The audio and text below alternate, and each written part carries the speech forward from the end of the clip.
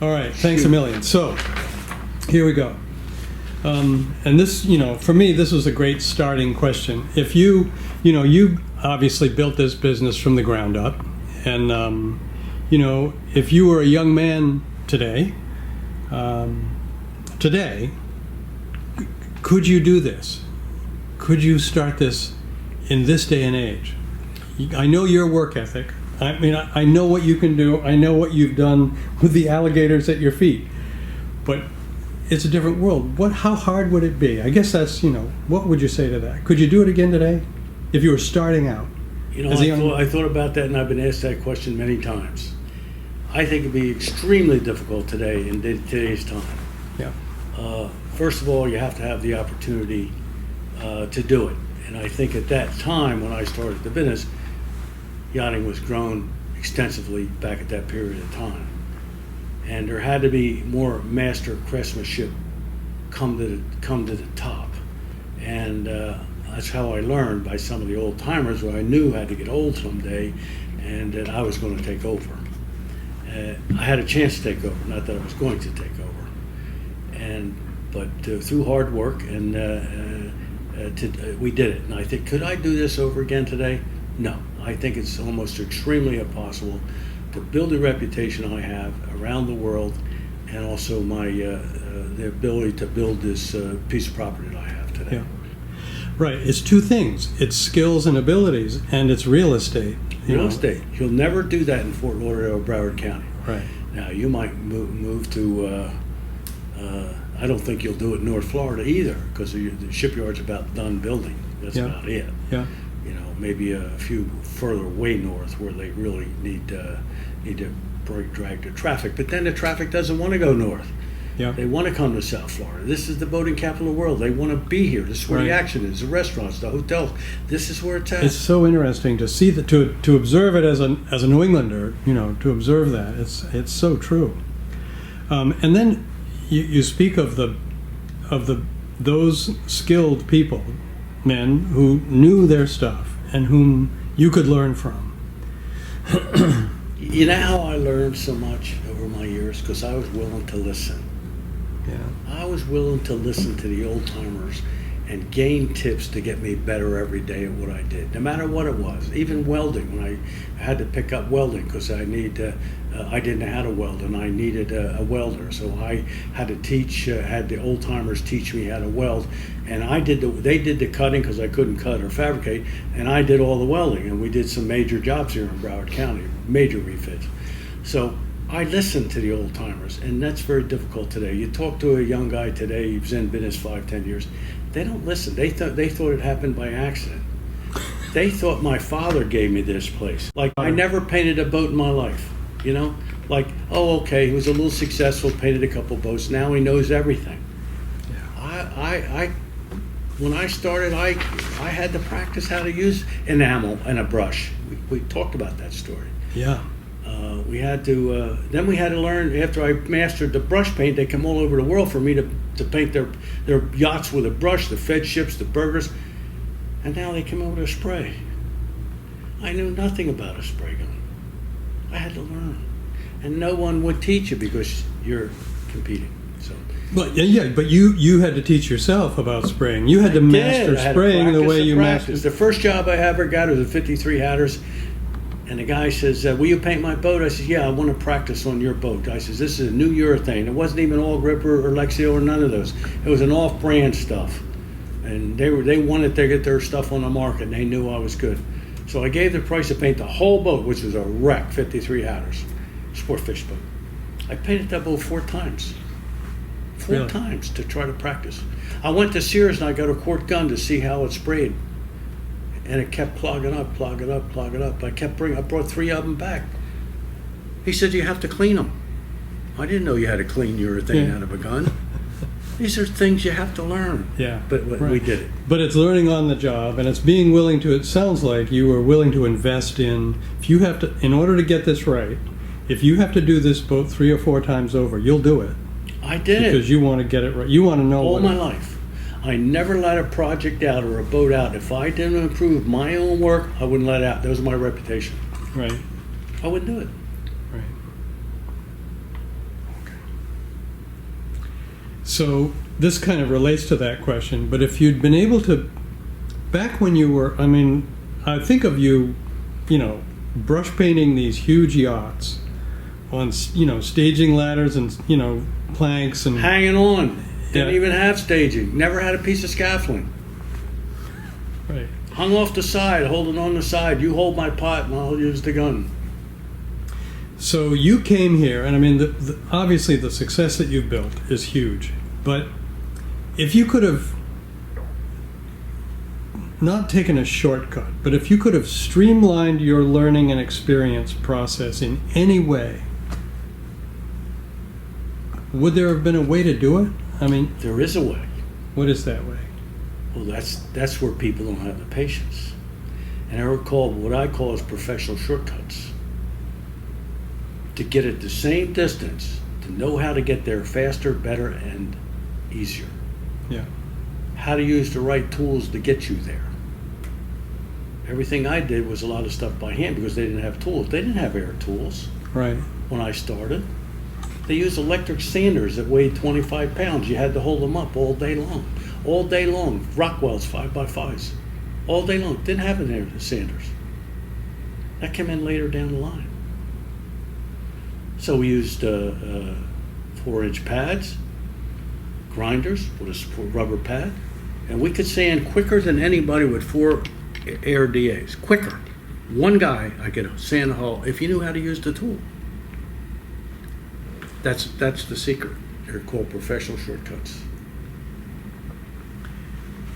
So, I mean, you only learn those on the job, obviously. That's the only way you learn can it by possibly. practicing. You got to know your equipment. You got to know your sandpaper. You got to know all your tools available to you and how to use them. Right. You have to know that Yeah. to beat everybody else. Right. Because everybody's wants to do the same thing. Everybody. Young guys don't know that. See, the big thing is nobody teaches anybody the right way anymore. Nobody teaches anybody. Why is that? Nobody wants to teach. Most of them, Nobody they wants to don't- give up their. They don't have the people that can teach them how to do it, and they don't have the patience. There's more to doing the work and supervising the work than knowing how to explain how to do the work. Right. And most people don't know how to do that. I have it with my own people. Why don't you show this guy? Well, he doesn't listen. That's the excuse. He doesn't listen. That's because you're not talking to him in his tone or language. Yeah. See? So you believe that the person trying to learn deserves the best chance to learn. I'm trying to get at your philosophy, which is because you got a lot of people who are very professional. You're very professional. You know how it can be done. You know how to do it. You expect it to be done right. But people coming into it, somehow you know that they have to have some patience with the people who are coming in. And it sounds like some people don't have that No, patience. they don't have the patience, and they don't have the fortitude to teach like that. Because you know why? They never had anybody do it to them. This is a trait that it's an old timer trait. And the old timers taught me they didn't have patience. You think I don't have patience, or some of these people today?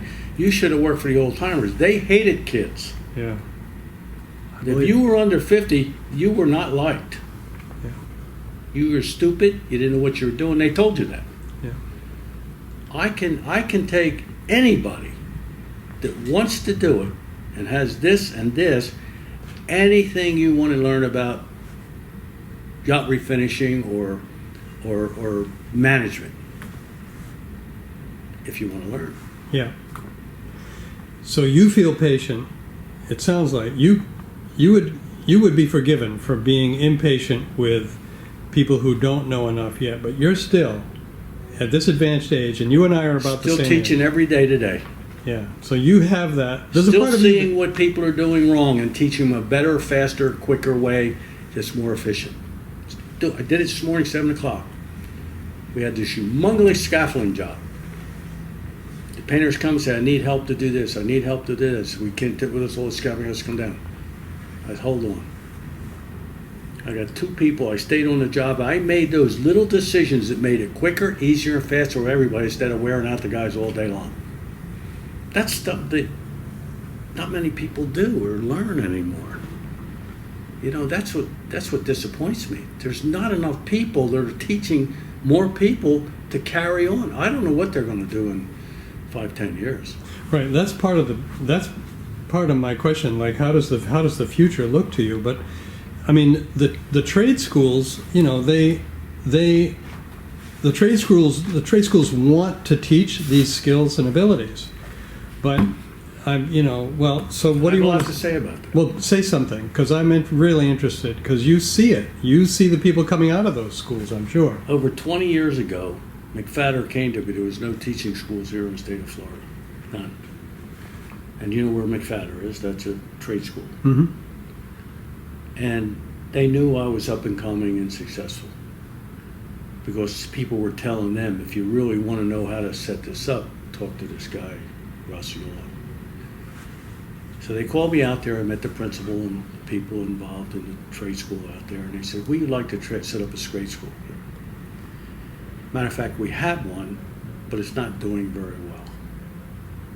We'd like to put in a refinishing department, because it's a big part of it. The car companies need refinishers, yacht companies need refinishers. We can see the future coming. So what I did, I got one of my people, because I'm not a guy that can write. I can tell a guy how to write and tell him what to say. Yeah, right. But I'm not somebody to sit down and draft a document. But I had a guy that could do that. I said, come on, we're going to write a curriculum for a trade school. So we sat down and write the program, the whole program for them. And they implemented it. So now they needed a chairman. For the program? For the program. They didn't have anybody implement the program and work with the teachers and the people in the shops. You know, they had carpenters, electricians, they had painters and stuff like that. So I said, okay, I'll take it on. So him and I took it on, and we did the best we can with the meetings with the teachers and the people in charge, and they really liked it. The principals would sit in the meetings with us, and all these teachers would be there. So we would we'd go over the program. What are we doing? Matter of fact, I developed a committee. I got Dennison Jr. I got another shipyard. I forget who the names were, but we got 4 people as my committee. Shipyard people to help me help them put this program in. And I put it there, and I was the chairman of it. Mm-hmm. Yeah. So we would meet with the teachers and say, okay, where are we? How are we doing? What are your problems? What do you need to know? I found out the teachers are making them how to build a shoebox. We're working on multi-million-dollar boats, and we're building shoeboxes. You know why? The teacher wasn't qualified. Yeah. The teacher teaching painting never painted in his life. How can that be? I'll tell you why. I have an answer for that. You got electricians. He's a house electrician. He's retired. They can't make a living on their own, so they become a teacher. Okay? The problem is, I found out, after a while, I says, I'm not doing any good here, and I don't like to be involved in a sexual program. I need to get somebody else to help you. They placed nobody in the industry, in our industry. BC College places. You asked you did a survey. You tell me how many people hire people out of BC College or McFadder. Really? That I know of. So does all the shipyards. So does that curriculum that you guys developed still exist somewhere in a file drawer? Curriculum. But you outlined a program. It's not the curriculum. It's the teachers. No, but I mean, but does that curriculum still? Are they still doing that? Using that curriculum? And no, they work on outboard engines, and they work on cars. They rebuild a generator this big, not a 1271. Yeah. So there's no. You're saying there's no vocational education together. Yeah, there's no vocational education program that is serving this industry. Not that can help us. We don't have the people and the time to have an intern program to put a guy with a guy to teach him how to do, because the kid's got to get paid something, so you pay him something, and he's a helper. He knows nothing about a multi-million-dollar boat. Yeah. Nothing. Right. He doesn't know how to get up in the morning. He doesn't know how to dress properly. That's the first thing you teach somebody. Get yourself organized. Make sure you're here on time. Make sure you're decently looking and cut. Yeah. Don't wear raggy clothes. And get here and we'll teach you. Right. But putting with one of my men don't have the patience or the ability to do that. Nobody does. Right. These are professionals. Right, and that's because that's an expensive proposition, right? If you're asking Are your you kidding men, me? You're slowing my man down. Right, He's trying exactly. to teach this guy. Right. We got the hammer on the guy to get the job done because we're held responsible to the customer. So what do you think the answer is to that? The answer is, but you can't do it. You have to be certified as a teacher. You can't make You them be cannot certified? teach over there. Oh, Now you mean what? you mean a tradesperson, You can't, somebody who really no, knows this you stuff, can't go there because you don't no have a certifi- certification. education certification. Education as a teacher. Yeah, Right. you're going like this. So Yeah. am I. Yeah. What are we nuts? Yeah, it's crazy. Do you know how many guys retire out of this industry a year or have retired that can't physically do the work to be a great teacher? And would love to have a teaching job like Yeah, that? and would be so valuable. I mean, invaluable. So I mean, Go just, to the military. Retired guys coming in, carpenters, mechanics, electricians, all out of the military, all trained. Want a job when they get out. They don't want a full-time work job. They want a job to help people. yeah. Wow. You can't do it. Yeah. It drove me crazy. So, is there any training program that you're involved with at all outside? Training my people. The workplace is your training. That's your academy, right? That's it. I train them. I bring them in here. They don't know nothing. If they have a heart, they're willing to work, and they're older, Yeah. I can teach them. So you are willing to bring someone in who you feel. Are you doing all the hiring? 80% of my people that come here were unexperienced, except some carpenters have some cabinet ability, Sure. which I train them how to build a yacht. Right. I train them how to build a cap rail or a Yeah. tow rail. Or Yeah. How do I do all this? Most of my painters have been with me 20, 30 years, 35 years. Most of them came here and really didn't know anything about painting. But you Really? start at the bottom. Yeah. Now, I can teach them immediately and have them productive of how to fold sandpaper and how to use a piece of sandpaper. I can teach them immediately, and I can teach them how to use a DA within 2 days. 2 days. Okay.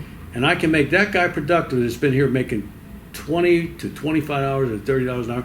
I can make that man I just hired at $12 an hour because with using a DA as that guy.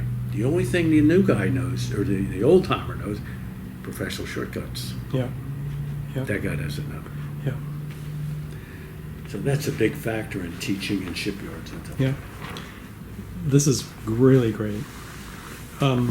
So now just to the way you attract customers, the way you attract business in the first place, the way you bring it back. There's a lot of competition, obviously, in South Florida. You have a reputation that is, beyond amazing, but a number of yards have great reputations. What do you think it is that makes you good at attracting large-scale refit work? It's very difficult, not like it used to be. Because you have so many different contractors out there today. You have younger captains and crews. You don't meet the owners anymore. I think one of the hardest things for the yards that've been here for years and years and built the place is to open it up to the yards are open up to do-it-yourself yards, or let all these contractors do the work, because that's what's ruined our industry in the shipyards. We've got multi-millions of dollars invested in our property and Yeah. in our facility and tools, and we're competing against guys that rent a warehouse. Yeah. Very difficult, but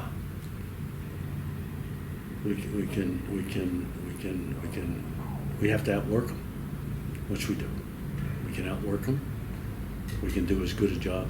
A lot of good contractors out there. We even need some good contractors. Right. Excuse me.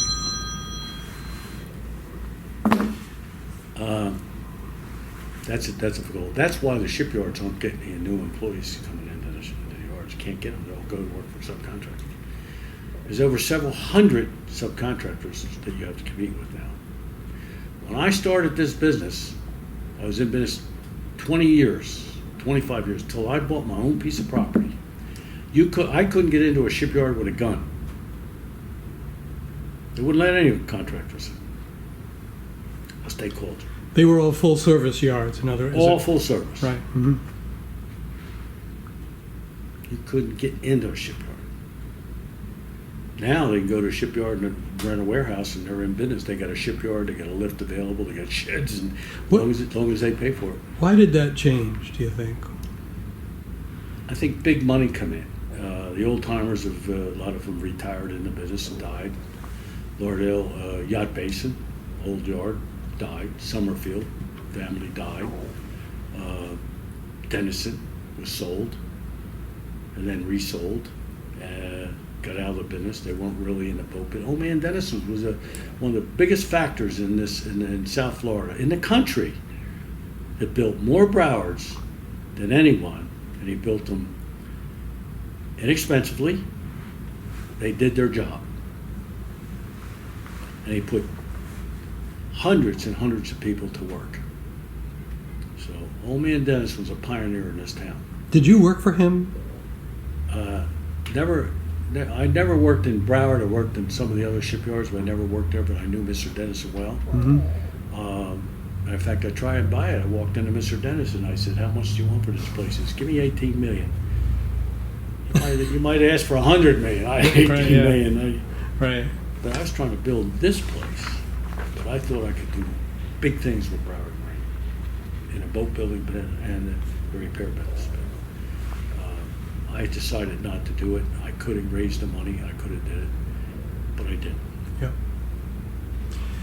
So the challenge is that the structure of shipyards is changing. If I hear you right, that there are a lot of contractor yards or combination yards. You're predominantly full service, but you hire some contractors. Do I remember that right? I don't hire carpenters, painters, underwater mechanics. I hire specialty items like some of the things we really don't want to get too much into, stabilizers, engine work. We don't rebuild engines. We hire engine companies. Yeah. We can do the electronics, but sometimes we get overloaded with electric, so we'll call in electronic. Depends on what I need help for. Yeah. Most of the stuff we're full service, civil service. Yeah. So I'm getting ahead of myself on the question, but you can make a full service yard work by your force of personality and your charisma. But someday, if and when you're not here, can somebody else keep that going? Well, first of all, I'm always going to be here, going to drive everybody nuts. I'm not going nowhere. Right. You got to drag me out of this place. Right. I got to drive. Boys, Bob Roscioli dropped me out of this. No. I fight my way in and out of this place. So. Yeah. I don't know. It's going to be very tough. Tough for a family to take over a business. Yeah. Very, very tough. Yes. It just doesn't work. Right. I have instructed my people, just in case anything happens to me, instructed my family, my wishes, how this should be handled if I'm not. And it's important. My legacy is important to me. Right. And it deserves to be sustained. I think, I want people to say, well, he could do it, I can do it too. I still want them to have that I can be the best. Yeah. And that's what I wanted to be. Everything I did, I wanted to be the best. Every challenge. Right. Did I make it all the time? In the painting business, in the boating business, I had 3 wishes when I was growing up. When I started my business, I said, listen, I want to be the best painter in the country. Back then I was talking about Fort Lauderdale. Mm-hmm. But as I got better, I wanted to be the best painter in the country. Sure. I wanted to be the best painter in the world. That was one of my wishes. And I'm going to work to get there.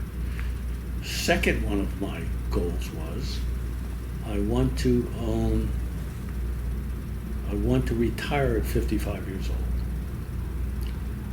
My third was, I want to own my own place before I retire. I accomplished all things, but when I became 55, I borrowed too much money, I couldn't retire. So I'm still here. So it may be that I'm interested in what you think are the biggest challenges to the refit business now, here, even in South Florida, which is the capital of the refit business. So you kind of alluded to it before with, it's like you don't see the owners anymore. I mean, like different players are coming in, but is that it? Is the future of the refit, is that what you sort of, not fear, but aren't happy about in terms of the future? They'll figure it out. I mean, everybody's not stupid. There's some big refit jobs going on in this town that Sure. never did big refits, and they figured it out. It can be figured out if you work hard enough. You can get it done. Mm-hmm. It's not magical. It's the big thing is, can you get the help to do it?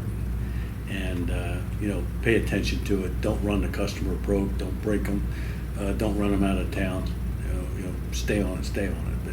But everybody will figure it out. I'm not the magical guy in the country. I mean, No, I hear you. it can get figured out. Right. Yeah. I was thinking more about when you think about it, when you think about the industry here, the thing, what I'm inferring is the thing you worry about is that some of those people could risk running the customer out. They do it every day. Yeah, right. It's happening already. Getting up in the morning into this business and going to work is a challenge. Is it? That's the first challenge. Yeah. But I love those challenges. Yeah. Bring them on. Yeah. I got people that come to me, I have a challenge today. I never want to hear that word again, a challenge. All I want is got a little problem, but I got a resolution. Yeah. How are we going to solve the problem? And that's what people don't know how to do. Right. They get a problem, they don't know how to solve it. Right. Yeah. A lot of the workers. Yeah. I mean, guys that are higher up, they know how to solve Yeah. problems. But a lot of the workers don't. So, in terms of the difference between your view of the difference between the full service yard and the contractor yard, from one extreme to the other, do you feel there are advantages for the customer in one or the other, or disadvantages?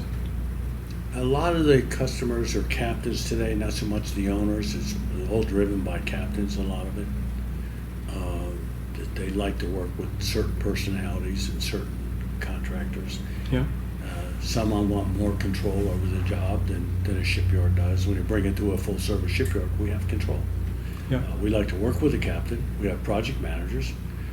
But the good thing with an owner, he doesn't have to worry about it, or a captain. He can come in and give us a work order, we'll get the job done. He can go on vacation. Well, you can't do that in some of these other yards that I know of. I see.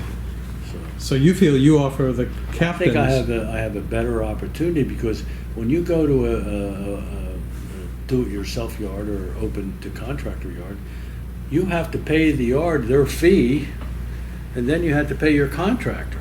Yeah. Then you have to pay all the other guys that come in to do the work on you, that outside. Yeah. And you're still paying the guy that owns the property. That's how he makes his money. He gets paid for a haul out. He gets paid for the dockage. He gets paid for any other equipment you need in the yard. You have to pay for. So it's almost, you have to pay for everything. Yeah. Yeah. And if you don't have the right insurance where we are, you don't get into your yard. Right. So a lot of times our yards now are more competitive. We can be now, is because we're not working against a contract. We're working for a larger entity here of not only the shipyard that he has to pay, but also he's got to pay the contractor. Yeah. Here, we can make arrangements. Yeah. See, we're more flexible. We can do more. Yeah. Down there, you can't. Right. Yeah. Did I know? I hear you. So, I guess in my next question, I'm looking for your sense of the role of those individuals who interact with you, from surveyors to captains to owners' representatives to owners, maybe. to contractors, but I guess I'm asking, since captains are now kind of representing the owners more and more in this work, as you said, you hardly meet the owners anymore, which isn't the way it was. Very rarely. Huh? When I was in business, Very rarely. the owners came to me. Right. They wanted to know who I was to work on their boat. Yeah. So now they're Even if the captain came to me first, right, they would be checking you out. the owners would find out who I was. Yeah. Right. So that structure of you're always at a remove from the owner. That must be hard for a person like you you are an owner in effect. You're not only the owner of the yard, but you understand, I think, an owner's needs in a way that, I mean, obviously captains do. They're trusted by the owners. The owners, that's a relationship of trust and understanding that's important. But I just, it's interesting to me that's what it's come down to for you, that you don't see the owners anymore, you don't meet the owners anymore. It's more like it's the captains or owners' representatives. Is that also, I mean, does it? True. Yeah. Sometimes that's a problem. Yeah. We like to meet the owner because we know his wishes, what he wants to do. A lot of the information sometimes gets confused from a captain or owner's rep to the owner. Yeah, right. Which is very tough on us. Yeah. Very tough. Yeah. We could do an excellent job, but maybe the guy didn't want to be there. Maybe the owner heard about that, say, bring it to Roscioli and get a price from him. Yeah. And, well, no, I had a bad experience there. So you really don't have a chance to defend yourself. Right. Maybe the guy who was a captain or somebody was, just didn't have the right personality to work with us. Yeah, sometimes it's chemistry. I mean, sometimes it's chemistry. just plain chemistry. Yeah. And our job is to make sure everybody comes in and feels comfortable, and we can work with them. Yeah. But the best thing to do when you bring your boat in the shipyard where it's anybody else or any other full-service yard, go in there with a little respect. I've been here 55 years. Bradford's been here longer, 65 years or less than that, 60 years. We've all been around a long, long, long time. But they might have had a bad experience in another yard. Don't bring it to another yard. Yeah. Give them a chance. Right. And if you have a problem, go in and discuss your problem. Yeah. That's why my door is open every day. If you have a problem with that contractor or that project manager, then you come in and talk to me. We'll get it straightened out. Yeah. Not many owners do that. Right. That own everything. I do that. I make sure. And I want to meet every captain that comes into the yard. I want to know what kind of personality he has. So the worst case kind of situation is that the captain just thinks that you're going to be like the yard that they had a bad experience with. Could be. You're the normal rotten shipyard. You overcharge. You don't do your job right. Yeah. And you're too expensive. And you can't get the job done. Right. So he assumes every yard is going to be like that, or the next yard is going to be like that. Do the same Yeah, he thing. might have had two bad experiences. Right. Yeah. Right. Yeah. But doesn't mean that's us. Right. So don't be a shipyard badger. Give the yard a chance first. It'll work its way Yeah. out.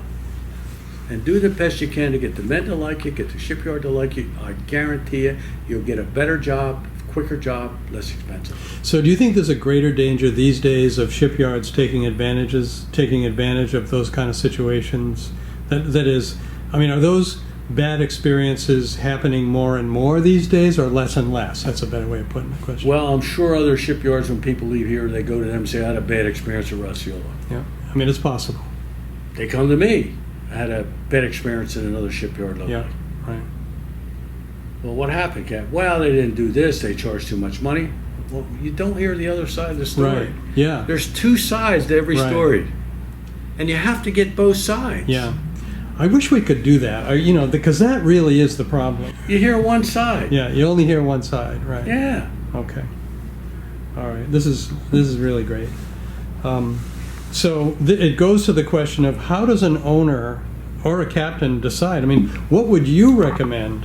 How would they could look, they could do the job here, they could do the job next door, they could do the job at director, they could do the whatever, you know, there are a number of places that LMC. How does, if you were advising your brother or someone you cared about, you know, trying to help that person get the best objective comparison. I mean, how does an owner or even a captain who doesn't have any of this other baggage, how do they make the decision on which yard to choose? Partly it's chemistry, I think. It's, you know, it's how they value your experience. Go meet them. Yeah, don't call up a yard. You know how many calls we get a week? Can you give me a bid on this? Can you give me a bid on that? Can you give me a bid of pay? Right. I can't tell you how many people call. You know how much time that takes to put an estimate together? No. I want to know the person. Yeah. I said, I train my men. Find out, why does he want to bid? He's just sitting back in his chair at Pier 66 or an owner say, oh, come down and give me a bid on the job. Right. Have you ever been here? No. Why did you come here? I'm getting bids. Is it about price? Is it about quality? Is it about facility? What is it about, owner, Mr. Owner? Right. What is it about, Cap? Right. Why don't you come out and take a look at my facility and talk to me and say, what can we do for you? Yeah. How do you want it done? How is your owner? What kind of budget do you have? Yeah. This stuff about sitting back and emailing a bid doesn't work. Right. Never did work for me. Right. Because I knew when an owner called me to go to Pier 66 or be here more to look at a job, I knew the man was serious. He means he knew me. He heard about me. Yeah. It was my reputation. Yeah. And that's the big thing today, is your reputation. That's why we've lasted for 55 years, every day, every year, is to come in here. Yeah. So it's really that interpersonal interaction. You have to have the conversations. You can't. It's not just a calculation. No, I'm not here to advise the shipyards in this town. They do their own thing. Yeah. Yeah. You know, some are run by owners and some are run by owners' representatives. Mm-hmm. So they do their own thing. If it's successful for them, great, because we're all friends. Yeah. The shipyards in this town, we all talk, and at one time the shipyards never talked. It was too competitive. Yeah. So the estimating and bidding process, which is so complex because there's so much that you can't know,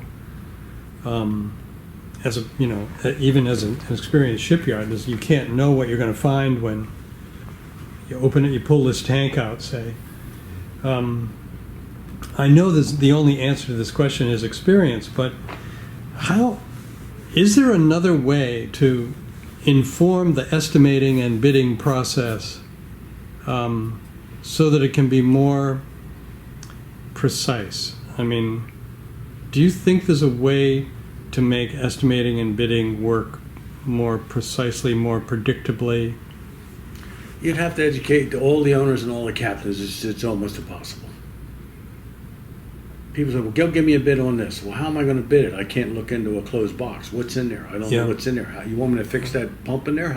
I have to tear the deck up. I have to cut a hole in the deck to get it up. Yeah. Now, the big advantage I think we have is we've been in the boat buildings for 35 years. And we know about just about every boat that repaired, and we're boat builders too. Yeah. And we know how things were put together or should have been done that way, and we know what it's going to take. The big thing is like electrician. He doesn't know what works and what doesn't work. Go check all my electric out, give me a price. But he don't want to pay you to check it out, but he wants you to give him a price to make sure all his electric's working. I'm doing that through right now. The owner wants a price on what's going to take, and the boat hasn't been used in years and years. It was in a hurricane. How do I know what works? I don't. He doesn't know. Right. But he wants a price. It's impossible. And the poor electrician came to me crying. He says, I can't give a price. They want me to give a price. I can't. I have to check everything to see if it needs to be fixed. And that's going to take me at least a week or 2 weeks to check everything on the boat to make sure it's working. And in a way, the only way you could actually bid it with predictability. Yeah, but if you had to bid it, the only way you could do it is say, it makes to damn tear high everything say, out. Oh, you guys are too expensive. Yeah. And that's what happens. Yeah. So somebody thinks that somebody can pull some rabbit out of a hat. But you got to know the shipyard. Right. You got to be able to trust. They're going to give me the bag. You have to trust the shipyard. If you don't trust the shipyard, you shouldn't be. Right. I mean, that is what it is. You got some great shipyards in this town. Yeah. So back to the training question. If you could create your own, you've got your training ground is right here. You've found a way to build a workforce that is effective for you, for the Roscioli. All my life I've done that. Right, and that works for you. So for the industry, stepping back in response to the needs of the industry, if you could design your own academy, you sort of said it before, I think, which is the vocational school that you would create would be, the professors would be the people who have done this work for decades. It would be people who have done it. Who's better? There's nobody better. I mean, that's really... Who's better That's than the guys answer. been training 4 or 5 years out in the military how to be an electrician or be a welder? Who's better than that? The government paid millions of dollars to train this Right. guy. Yeah, right. Hire him. Yeah. Have you hired military veterans for here All my life. and found them? You must find a great work ethic, good training, good readiness for You know training. what? They say yes, sir, or no, sir. Yeah. There's that. Huh? Yeah. That's the beginning. And respect is part Yes, of what sir, they. no, sir. That's part Yes, of that sir. daily. Yeah. No excuses. Right. Well, I don't want to do that. I don't. No insubordination. Right. Have you found them? Have they stayed? I mean, because they're coming out of one kind of structured environment into another kind of structured environment. But have you found them not just reliable on the job, but reliable? Have they wanted to make second careers They were here? broke down and built back up again. I don't have to do that. I don't have to take a kid off the street and break them Yeah. down and build them back up again. When I was across the street, I would never hire anybody to work in a shipyard. I wanted to bring them in. I didn't have to break them down. I didn't have to teach them how to get to work, how to get there on time. Yep. You know, I didn't hire anybody in a shipyard. I wanted somebody on my own that I could break down right away. Okay. One guy was a very talented guy. Worked for his dad, but he was a bad kid. Shot himself in the leg with a 45, broke his leg, on crutches. His father couldn't handle him. His carpenter was the best. His father was the best carpenter in town. He could fix a plane. He could build a plane. He could fix a boat. He could fix anything you want. Tank, you name it, he could fix it. Electrical, mechanical, everything. Welding, fabricating. Give me the kid, 19 years old. Give him to me. I knew the kid had a little bit of ability in carpenter work. Give him to me. First 3 days he was late. The 4th day I stopped him. I went out and bought a Big Ben clock. Remember the 2 big bells? Yeah, yeah. I see that clock. Never be late again. And you know that kid became my superintendent after 20 years. Is that right? Yeah. It is amazing, isn't it? He's just like Sean. Wow. Worked me across the street, ran that after the first 5-10 years. Came over here and ran this during the start and worked physically and worked with customers. He was as good or better than his father. Wow. Eventually. Wow. So What do you think did it? You believed in his potential? What was it? I saw that the kid was trainable. I saw the kid could train. Yeah. What do you think, Sean? He wouldn't listen to his father. He's been here 30 years. He started mixing concrete. Wow. He's my right-hand man, superintendent. Yeah. He's built 23 boats for me. Yeah. Now he's over here. He used to run that. I sent him over to the factory, built 23 boats, I brought him back.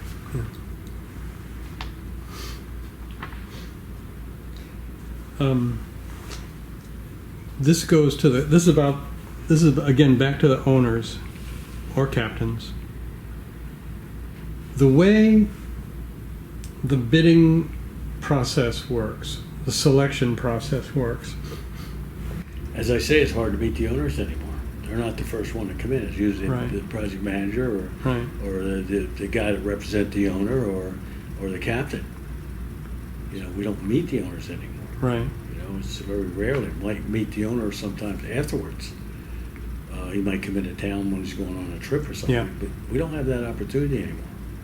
Things have changed drastically. So that must be hard. I would imagine if it were me, and I'm being almost kept away from the owner when I know that I can relate to the owner. I know that I could understand the owner. You know who you are. I know.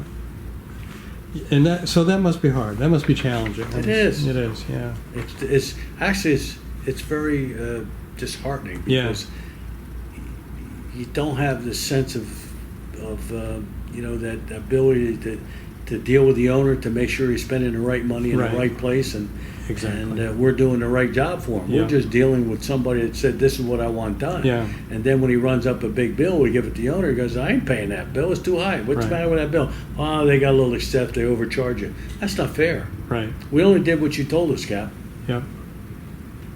So does the contracts, because you have to rely on pretty robust contracts now, right? Or not? As I say, You're a handshake guy, but first 15 years of my being in business, it was all a handshake. right. All a handshake. And after when this guy was a lawyer, Yeah. he got me. And I said, it'll never happen again. Right. So you learn your lesson. And Yeah. that's the biggest thing with contractors today. You have to get the job, you have to do the job, you have to build the job, you have to collect the money. Yep. And now you have to look for another job. Yep. So it's very hard for them today. Otherwise, because they don't get paid, and they're not big enough to fight the big guys. Right. They're not big enough. Yep. See. Yep. So a lawyer says it's going to cost you 50 grand, but the guy only owes me 25. He's got to walk away. Yep. Because if you lose, now you're going to pay attorney's fees for both. Now you get a judgment. You can't do that. Yeah. I think we're big enough now. We don't take that bullshit. Yeah. So, are there lawyers that have gotten really good at creating contracts that, in your opinion, are really good? Both. I have the best lawyers. I have the best. Okay. There's Great. some good lawyers in Yeah, town. okay. So, client relations. I mean, in a way, you're there. Obviously, you want to provide good customer service, and to get good quality work done in a yard of this quality, it's going to cost money, and so partly, I mean, I've been fortunate enough to talk with a few owners now, and hear how they want to trust the yards, how it's important to them. But I also know there are owners who are just arm's length away. They just want the captains to get that job done. Get it done, pay the and bill. that's it. No question. And that, I wish it could still be the kind of interpersonal relationships business that it once was. Maybe it wasn't always perfect in those days, but it was, like heart to heart and head to head, right? It was that. They were proud of their boat. Yeah. So do you think that's not so much the case anymore? Is it like it's just a toy kind of? Not. I mean, I'm not. This is not for the record, really. But I mean, not to. So that's the difference. Is a pride. You think there once was a pride that is less evident now? People loved their boats and yachts. They felt that was part of their family. That made them enjoy their family and them and their friends, and that was part of their life. Today, it's come and go. Let's take the boat. It's too busy. I'm here. I'm there. I don't got time to use the boat anymore and get the boat fixed. And don't talk to me. I'm working for a guy. We can't. Even the managers and the people who take care of his boats can't get a decision. Months. Yeah. Boat's been here for months and months and months. Can't get a decision what paint sample he is, and they're scared to death to make a decision. Yeah. The guy's one of the wealthiest guys in the world. Wow. Not available. How do you think that makes us Right. trying to get our job done? We can't. Yeah. Right. We can't.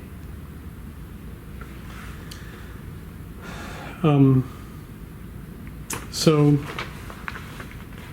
we talked a little bit about supplies before we really got going on this, but it's harder and harder to find the quality hardware, the quality equipment. In some cases, the scale is so huge that you have to fabricate things, hardware items. How do you go about finding? Do you have somebody looking for what you need? Like, do you have like a purchasing person who's Yeah. Everybody, but they can't find the stuff today. A lot of them are so experienced they can't find anything that's available. The biggest problem we have today is this stuff coming in from all over the world that you can't get. You can't get that stuff. And if you can get it, it takes weeks and weeks and weeks and months to get it. So you have to look at, can I fabricate it? You mean it gets held up in customs or something when you say weeks and weeks and months? They don't They're not stocked to stuff. They're not serving. You know, unless it's a production boat and you call up here and get it, it could take 4 or 5 weeks to get it. Yeah. Even overnight sometimes. They take a month off in August. I mean, you don't get nothing. Yeah, right, you know? yeah, right. Like we needed some veneer. Let me give you an example. Okay. We needed some veneer out of North Carolina. We ordered to be able to send the wrong samples. Ordered another set. Wasn't the right, but it wasn't what the captain wanted.